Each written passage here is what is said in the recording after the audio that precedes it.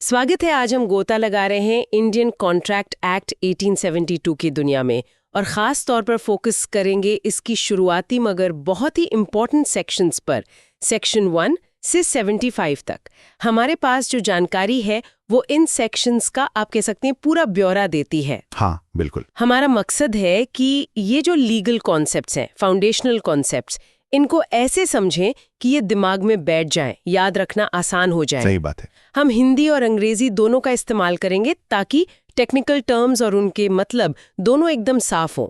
सोचिए रोज की जिंदगी में हम कितने ही अग्रीमेंट्स करते हैं, है ना? हाँ, रोज ही करते हैं। दोस्तों से वादे, दुकान से सामान खरीदना, नौकरी का ऑफर, इनमें से कौन से वादे लीगली बाइंडिंग कॉन्ट्रैक्ट्स बन जाते हैं और क्यों, ये जानना मतलब हम सब के लिए इम्पोर्टेंट है।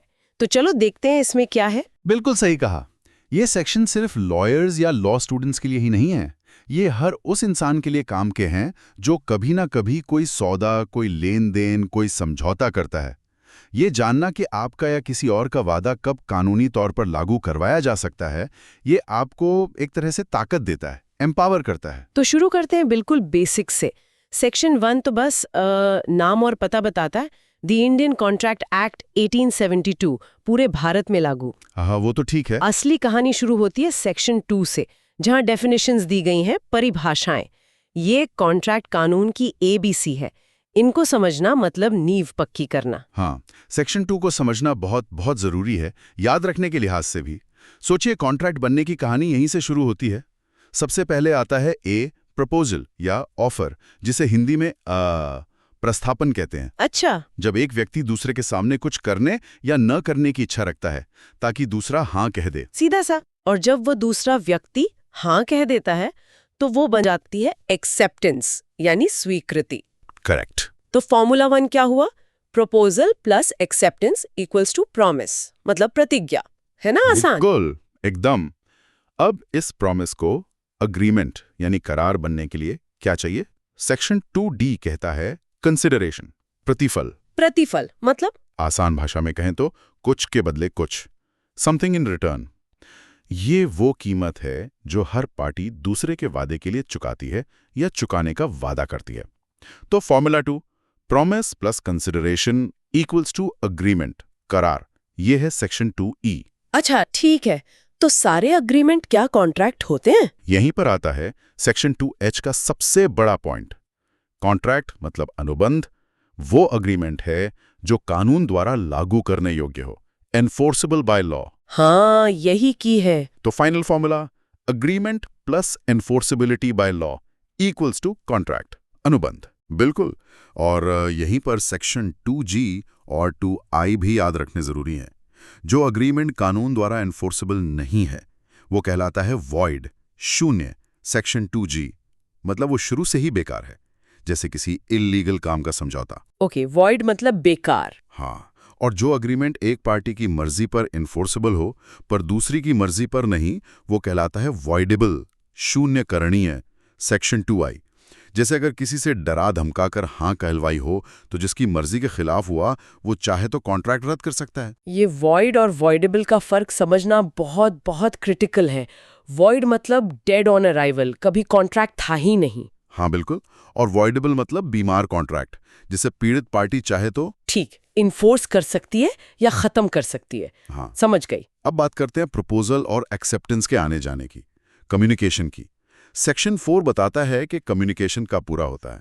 इसमें पोस्टल रूल बड़ा दिलचस्प है एक्सेप्टेंस के लिए। पोस्टल रूल वो क्या है? प्रपोजल देने वाले के खिलाफ एक्सेप्टेंस तब पूरी मानी जाती है जब एक्सेप्टेंस की चिट्ठी पोस्ट कर दी जाती है। बस पोस्ट ऑफिस में डाल दी, भले ही उसे मिली हो या खो गई हो रास्ते में। अरे, ये तो गड़बड़ लग रहा है ना? लेकिन हाँ, कहने वाले के खिलाफ एक्सेप्टेंस तब पूरी होती है जब वो प्रपोजर की नॉलेज में आ जाए, मतलब जब उसे पता चल जाए। ये थोड़ा टेढ़ा है पर इम्पॉर्टेंट है। और हाँ, सेक्शन 5 कहता है कि प्रपोजल को एक्सेप्टेंस पोस्ट होने से पहले कभी भी रिवोक यानी वापस लिया जा सकता है, और एक्सेप्टेंस को प्रपोजल तक पहुंचने से पहले। सही। और सेक्शन 7 एक और जरूरी बात कहता है, एक्सेप्टेंस एकदम एब्सोल्यूट और अनक्वालिफाइड होनी चाहिए, सीधी, बिना शर्त।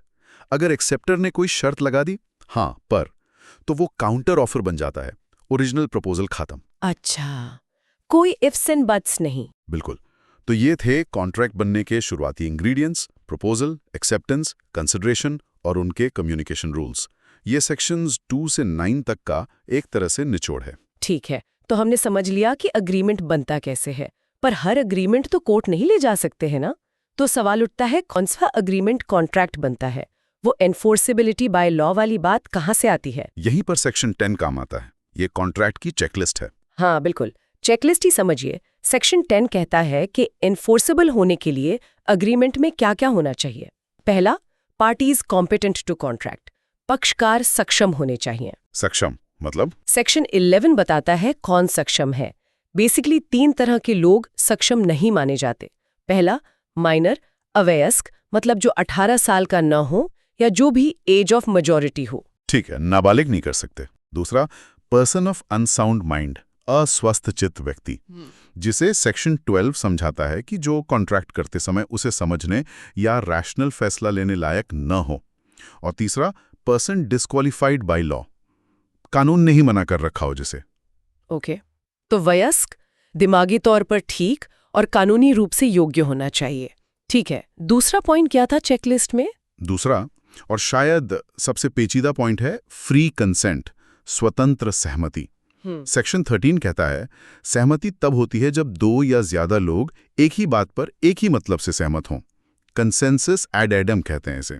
एक मत होना। हाँ, लेकिन सेक्शन 14 कहता है कि सहमति फ्री यानी स्वतंत्र तब मानी जाती है जब वो इन 5 चीजों से प्रभावित न हो। ये 5 चीजें याद रखनी है। 5 कौन सी? पहला, कोर्जन, प्रपीड़न, सेक 15, किसी को डरा धमकाकर हाँ करवाना, जैसे आईपीसी के खिलाफ काम करने की धमकी देना। बंदूक दिखाकर साइन करवाना टाइप। हाँ, बिल्कुल सा। दूसरा, अनड्यू इन्फ्लुएंस, अनुचित प्रभाव, सेक्शन 16, जब एक पार्टी दूसरे की इच्छा पर हावी हो, जैसे डॉक्टर मरीज, गुरु चेला का रिश्ता, और गलत फायदा उठाए। अपनी पोजीशन का गलत इस्तेमाल करना। सही। तीसरा, फ्रॉड, कपट, सेक्शन 17, जानबूझकर धोखा देना, झूठ बोलना, सच छिपाना ताकि सामने वाला कॉन्ट्रैक्ट कर ले। चौथा, मिसरेप्रेजेंटेशन, मिथ्या व्यपदेशन, सेक्शन 18, अनजाने में गलत जानकारी देना जो आप खुद सच मानते हो पर वो गलत निकले। फ्रॉड जानबूझकर है, ये अनजाने में। अच्छा, ये फर्क है। और पांचवा है मिस्टेक, भूल, सेक्शन 20, 21, 22, गलती। बाप रे, मतलब सहमति एकदम असली होनी चाहिए, दिल से। अगर किसी ने कोअर्जन, अनड्यू इन्फ्लुएंस, फ्रॉड या मिसरिप्रेजेंटेशन से हाँ कहलवाई तो वो फ्री कंसेंट नहीं है। बिल्कुल। और इसका नतीजा क्या होता है? सेक्शन 19 कहता है कि कोअर्जन, फ्रॉड या मिसरिप्रेजेंटेशन से ली गई सहमति से बना कॉन्ट्रैक्ट पीड़ित पार्टी के लिए वॉइडेबल, शून्यकरणीय होता है। वो चाहे तो कॉन्ट्रैक्ट को जारी रखे या रद्द कर दे। सेक्शन 19A यही बात अनड्यू इन्फ्लुएंस के लिए कहता है। वॉइडेबल मतलब पीड़ित की मर्जी पर। हाँ, लेकिन मिस्टेक का मामला थोड़ा अलग है ना? हाँ, मिस्टेक के नियम थोड़े अलग हैं। सेक्शन 20 कहता है कि अगर दोनों पार्टियां कॉन्ट्रैक्ट के किसी जरूरी बात पर गलती करती हैं, mistake as to essential fact, तो अग्रीमेंट ही वॉइड हो जाता है, शुरू से ही खत्म। जैसे ए ने बी को अपना घोड़ा बेचने का अग्रीमेंट किया, पर दोनों को नहीं पता था कि घोड़ा रात को ही मर चुका था। Agreement void. दोनों की गलती होनी चाहिए। हाँ, एसेंशियल फैक्ट पर।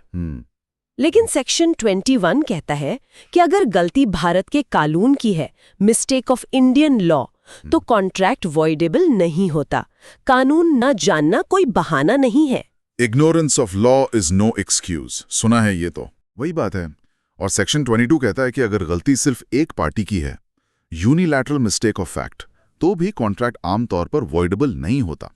कुछ एक्सेप्शंस हैं, पर जनरल रूल यही है। ठीक है, तो चेकलिस्ट में कॉम्पिटेंट पार्टीज हो गई, फ्री कॉन्सेंट हो गया, अगला था लॉफुल कंसिडरेशन एंड ऑब्जेक्ट, विधिपूर्ण प्रतिफल और उद्देश्य, सेक्शन 23। हाँ, सेक्शन 23 कहता है कि कंसिडरेशन या ऑब्जेक्ट गैर कानूनी होगा अगर वो कानून द्वारा मना है, फॉरबिडन बाय लॉ, या ऐसा है कि इजाजत देने पर कानून का कोई प्रोविजन टूट जाए, या फ्रॉडुलेंट है, या किसी को नुकसान पहुंचाता है, या फिर कोर्ट उसे इमोरल या पब्लिक पॉलिसी के खिलाफ मानता है।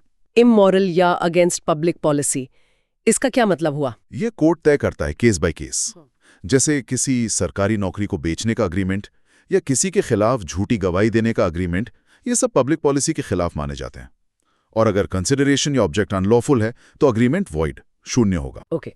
और सेक्शन 25 कहता था कि बिना कंसिडरेशन के अग्रीमेंट वॉइड है, मुफ्त के वादे लागू नहीं होते आमतौर पर। हाँ, agreement without consideration is void, लेकिन इसके कुछ एक्सेप्शंस हैं। जैसे अगर वादा नेचुरल लव एंड अफेक्शन में करीबी रिश्तेदारों के बीच लिखित और रजिस्टर्ड है, या अगर किसी ने आपके लिए पहले ही कुछ स्वेच्छा से कर दिया है, पास्ट वॉलंटरी सर्विस, और आप बाद में उसे कॉम्पेंसेट करने का लिखित वादा करते हैं। या टाइम बार्ड डेट चुकाने का लिखित वादा है। इन मामलों में बिना कंसिडरेशन के भी कॉन्ट्रैक्ट बन सकता है। अच्छा, एक्सेप्शंस भी हैं। और चेकलिस्ट का आखिरी पॉइंट था कि अग्रीमेंट एक्सप्रेसली डिक्लेयर्ड वॉइड ना हो। मतलब कानून खुद ही कुछ अग्रीमेंट्स को वॉइड कहता है। हाँ, सेक्शंस 26 से 30 ऐसे ही अग्रीमेंट्स बताते हैं जो हमेशा वॉइड होते हैं, चाहे उनमें बाकी सब ठीक क्यों ना हो। जैसे सेक्शन 26 शादी में रुकावट डालने वाले करार, सेक्शन 27 व्यापार में रुकावट डालने वाले करार। हालांकि इसके कुछ रीजनेबल एक्सेप्शंस हैं, जैसे गुडविल बेचने पर लगाई गई रोक। मतलब कंपटीशन खत्म करने वाले अग्रीमेंट्स वॉइड हैं। हाँ, काफी हद तक, हाँ। फिर सेक्शन 28 कानूनी कार्रवाई में रुकावट डालने वाले करार। हालांकि आर्बिट्रेशन एग्रीमेंट्स इसके अपवाद हैं। सेक्शन 29 अनिश्चित करार, अग्रीमेंट वॉइड फॉर अनसर्टेनिटी, जिनका मतलब ही साफ ना हो, पता ही नहीं करना क्या है। बिल्कुल। और सेक्शन 30 बाजी लगाने वाले करार, वेजरिंग एग्रीमेंट, जैसे शर्त लगाना, जुआ खेलना। इसीलिए गैम्बलिंग डेट्स कानूनन वसूल नहीं किए जा सकते। अच्छा, तो ये थी कॉन्ट्रैक्ट की जन्म कुंडली, कैसे बनता है और कब वो लीगली वैलिड माना जाता है। सेक्शंस 10 से 30 तक का सार यही है। अब मान लीजिए कॉन्ट्रैक्ट बन गया, पर वो किसी फ्यूचर इवेंट पर डिपेंड करता है, तो जैसे इंश्योरेंस। हाँ, यहीं पर आते हैं चैप्टर 3 के कंटिंजेंट कॉन्ट्रैक्ट्स यानी समाश्रित अनुबंध, सेक्शन 31 to 36। सेक्शन 31 कहता है कि ये वो कॉन्ट्रैक्ट हैं जो किसी अनिश्चित भविष्य की घटना, कोलैटरल इवेंट के होने या न होने पर निर्भर करते हैं। इंश्योरेंस पॉलिसी इसका क्लासिक उदाहरण है। पैसा तभी मिलेगा जब घटना जैसे आग लगना, एक्सीडेंट होना घटेगी। तो इनके लागू होने के एनफोर्समेंट के क्या नियम हैं? सीधे साधे हैं या? नियम सीधे घटना से जुड़े हैं। सेक्शन 32 अगर कॉन्ट्रैक्ट घटना के होने पर निर्भर है तो वो तभी लागू होगा जब घटना घट जाए। अगर घटना का होना इम्पॉसिबल हो जाए तो कॉन्ट्रैक्ट वॉइड हो जाता है। ठीक है। और अगर न होने पर निर्भर हो तो? सेक्शन 33 अगर कॉन्ट्रैक्ट घटना के न होने पर निर्भर है तो वो तभी लागू होगा जब घटना का होना असंभव हो जाए या वो घटना न घटे। सेक्शन 34 एक दिलचस्प बात कहता है, अगर घटना किसी व्यक्ति के फ्यूचर कंडक्ट पर निर्भर है और वो व्यक्ति कुछ ऐसा कर दे जिससे घटना का होना असंभव हो जाए तो कॉन्ट्रैक्ट एनफोर्स नहीं हो सकता। अच्छा। जैसे मान लीजिए ए ने बी से वादा किया कि वो सी से शादी करेगा तो बी उसे पैसे देगा, लेकिन शादी से पहले ए ने डी से शादी कर ली। अब ए का सी से शादी करना इम्पॉसिबल तो नहीं पर बहुत अनलाइकली हो गया और उसने कंडक्ट से इसे मुश्किल बना दिया, तो बी अब पैसे देने के लिए बाध्य नहीं है। और सेक्शन 36 साफ करता है कि इम्पॉसिबल घटना पर आधारित करार शुरू से ही वॉइड है। जैसे दो सीधी रेखाएं जगह घेर लेंगी, ये करार वॉइड है। समझ गई। तो कॉन्ट्रैक्ट बन गया, वैलिड भी है, कंटिंजेंट था, तो कंडीशन भी पूरी हो गई या तय हो गया। अब आता है सबसे जरूरी हिस्सा, वादे को निभाना, परफॉर्मेंस ऑफ कॉन्ट्रैक्ट्स। ये चैप्टर 4 सेक्शंस 37 to 67 इसी बारे में है। हाँ, है ना? बिल्कुल। सेक्शन 37 मूल मंत्र देता है, parties must perform their respective promises. पक्षकारों को अपने वादे निभाने होंगे जब तक कानून उन्हें छूट न दे। ये कॉन्ट्रैक्ट का आप कह सकते हैं दिल है। अब सवाल उठता है, वादा निभाएगा कौन? सेक्शन 40 कहता है, अगर पर्सनल स्किल शामिल हैं, जैसे गाना गाना, पेंटिंग बनाना, तो प्रॉमिसर को खुद निभाना होगा। हाँ, लता मंगेशकर जी की जगह कोई और तो नहीं गा सकता था उनके कॉन्ट्रैक्ट में। सही उदाहरण है। वरना अगर पर्सनल स्किल नहीं है तो प्रॉमिसर किसी और कॉम्पिटेंट पर्सन से भी करवा सकता है। और अगर एक पार्टी निभाने से मना कर दे तो, मतलब मुकर जाए? यही सेक्शन 39 काम आता है। अगर एक पार्टी पूरी तरह से अपना वादा निभाने से इनकार कर देती है, refuses to perform his promise in its entirety, तो दूसरी पार्टी प्रॉमिसी कॉन्ट्रैक्ट को खत्म कर सकती है, मतलब रिसीन कर सकती है। और परफॉर्मेंस में समय और जगह का भी महत्व होता होगा। बिल्कुल। Section 55 time is of the essence, समय सारभूत है, की बात करता है। अगर कॉन्ट्रैक्ट में साफ है या सर्कमस्टेंसेस से पता चलता है कि समय पर परफॉर्मेंस जरूरी था और वो नहीं हुआ, तो कॉन्ट्रैक्ट पीड़ित पक्ष की मर्जी पर वॉइडेबल हो जाता है। शून्य करणीय, मतलब वो चाहे तो कैंसिल कर सकता है। हाँ, और अगर समय जरूरी नहीं था तो कॉन्ट्रैक्ट वॉइडेबल नहीं होता, पर देरी से हुए नुकसान का मुआवजा मिल सकता है। समय और जगह के बारे में सेक्शंस 4650 में और भी नियम हैं, जैसे अगर समय तय नहीं तो रीजनेबल टाइम में परफॉर्म करना होगा, जगह तय नहीं तो प्रॉमिसरी को प्रॉमिसी से पूछना होगा। इस चैप्टर में कुछ और भी जरूरी कॉन्सेप्ट सुने हैं, जैसे नोवेशन, फ्रस्ट्रेशन, वो क्या है? हाँ, ये बहुत महत्वपूर्ण है। सेक्शन 62 बात करता है नोवेशन, नवीन, रिसिशन, विखंडन और ऑल्टरेशन, परिवर्तन की। नोवेशन मतलब पुराने कॉन्ट्रैक्ट की जगह नया कॉन्ट्रैक्ट ले आना। रिसिशन मतलब पुराना कॉन्ट्रैक्ट रद्द कर देना। ऑल्टरेशन मतलब पुराने कॉन्ट्रैक्ट की शर्तें बदल देना। अगर पार्टियां आपसी सहमति से इनमें से कुछ भी करती हैं तो फिर ओरिजिनल कॉन्ट्रैक्ट को परफॉर्म करने की जरूरत नहीं रहती। आपसी सहमति से बदलाव। हाँ, और सेक्शन 56 है डॉक्ट्रिन ऑफ फ्रस्ट्रेशन या इम्पॉसिबिलिटी का सिद्धांत। अगर कॉन्ट्रैक्ट बनने के बाद किसी ऐसी घटना के कारण जिसे रोका नहीं जा सकता था, कॉन्ट्रैक्ट को परफॉर्म करना फिजिकली या लीगली इम्पॉसिबल हो जाए या उसका आधार ही खत्म हो जाए, फ्रस्ट्रेटेड हो जाए, तो कॉन्ट्रैक्ट वॉइड हो जाता है। जैसे किसी हॉल को शादी के लिए बुक किया, पर शादी से पहले हॉल आग में जल गया, अब कॉन्ट्रैक्ट निभाना असंभव है, तो वो वॉइड हो गया। अच्छा, तो ये बाद में होने वाली इम्पॉसिबिलिटी है। बिल्कुल। इनिशियल इम्पॉसिबिलिटी तो सेक्शन 36 में वॉइड थी ही, ये है सब्सिक्वेंट इम्पॉसिबिलिटी। और अगर कॉन्ट्रैक्ट वॉइड हो जाता है या वॉइडेबल कॉन्ट्रैक्ट को रद्द किया जाता है, तो जो लेन देन हो चुका है उसका क्या? पैसे या सामान वापस मिलेंगे? यहीं पर आता है सिद्धांत रेस्टिट्यूशन, प्रत्यास्थापन का। सेक्शन 64 कहता है कि अगर कोई वॉइडेबल कॉन्ट्रैक्ट को रिसेंड करता है, रद्द करता है, तो उसे दूसरी पार्टी से जो भी बेनिफिट मिला है वो वापस करना होगा। फेयरनेस है। हाँ, ये तो ठीक है। और सेक्शन 65 कहता है कि जब कोई अग्रीमेंट वॉइड पाया जाता है या कॉन्ट्रैक्ट वॉइड हो जाता है, जैसे फ्रस्ट्रेशन से, तो जिसने भी उसके तहत कोई एडवांटेज या बेनिफिट लिया है उसे वो वापस करना होगा या उसका कॉम्पेंसेशन देना होगा। कानून का प्रिंसिपल है किसी को नाजायज फायदा नहीं मिलना चाहिए। No unjust enrichment. ये फेयरनेस वाली बात तो अच्छी है।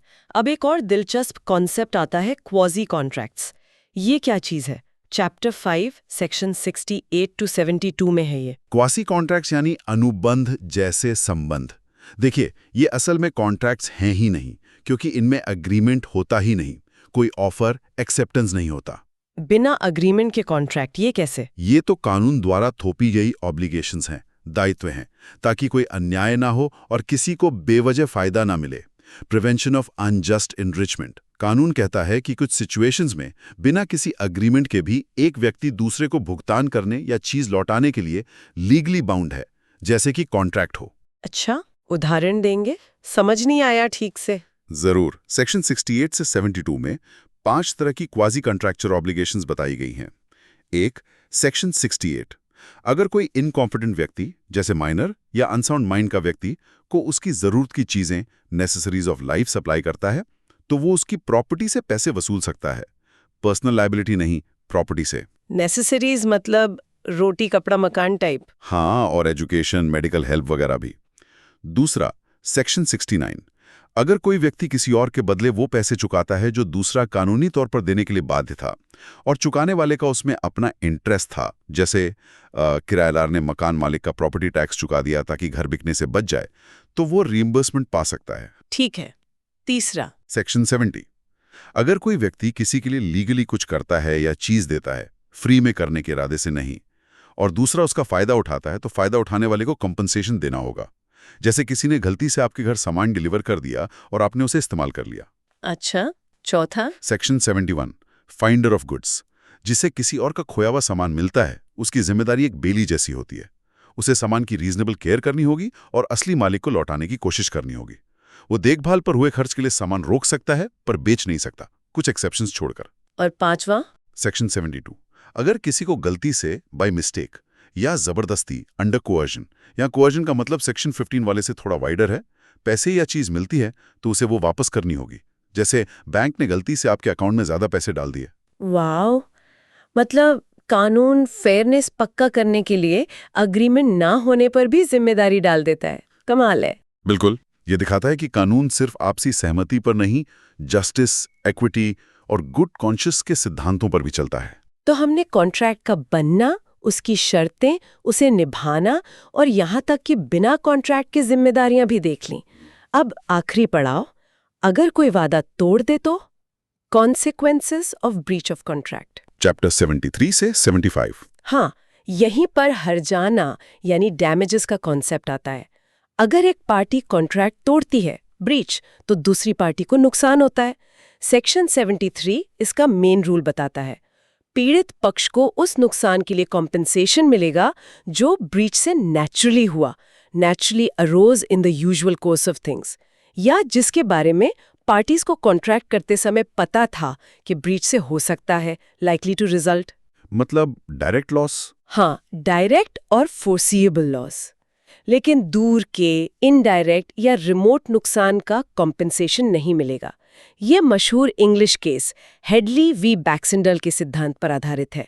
नुकसान ब्रीच का सीधा नतीजा होना चाहिए, और अगर कॉन्ट्रैक्ट में ही लिखा हो कि ब्रीच करने पर इतना जुर्माना देना पड़ेगा, पेनल्टी क्लॉज, उसके लिए है सेक्शन 74। अगर कॉन्ट्रैक्ट में पेनल्टी, दंड या लिक्विडेटेड डैमेजेस, परिनिर्धारित हर्जाना की रकम तय है, तब भी पीड़ित पक्ष को सिर्फ रीजनेबल कॉम्पनसेशन, उचित मुआवजा ही मिलेगा, जो एक्चुअल लॉस के हिसाब से तय होगा, लेकिन उस तय रकम से ज्यादा नहीं हो सकता। मतलब कॉन्ट्रैक्ट में 1 करोड़ रखा है तो जरूरी नहीं 1 करोड़ मिलेगा? बिल्कुल नहीं।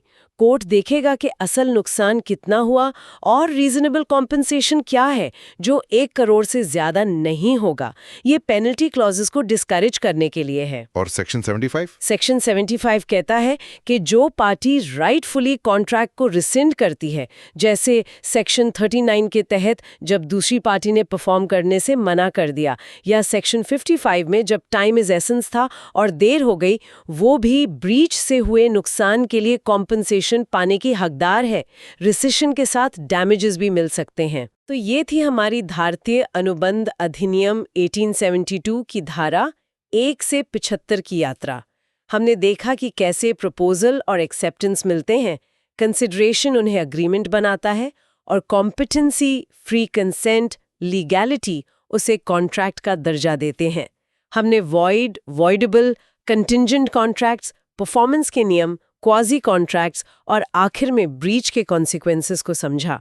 इन बुनियादी कानूनी बिल्डिंग ब्लॉक्स को जानना, चाहे हम वकील हों या ना हो, हमें अपने रोजमर्रा के डील्स और प्रॉमिसेस को बेहतर ढंग से समझने में मदद करता है। बिल्कुल। और एक बात सोचने लायक है, हमने भी जनरल प्रिंसिपल्स देखे, ये तो नींव है, पर क्या ये सिद्धांत हर तरह के कॉन्ट्रैक्ट, जैसे नौकरी, एम्प्लॉयमेंट कॉन्ट्रैक्ट्स, सामान की बिक्री, सेल ऑफ गुड्स, किराया, लीज एग्रीमेंट्स, पार्टनरशिप एग्रीमेंट्स पर हूबहू लागू होते हैं? या उनके अपने खास नियम भी हैं जो इन जनरल प्रिंसिपल्स को मॉडिफाई करते हैं या सप्लीमेंट करते हैं?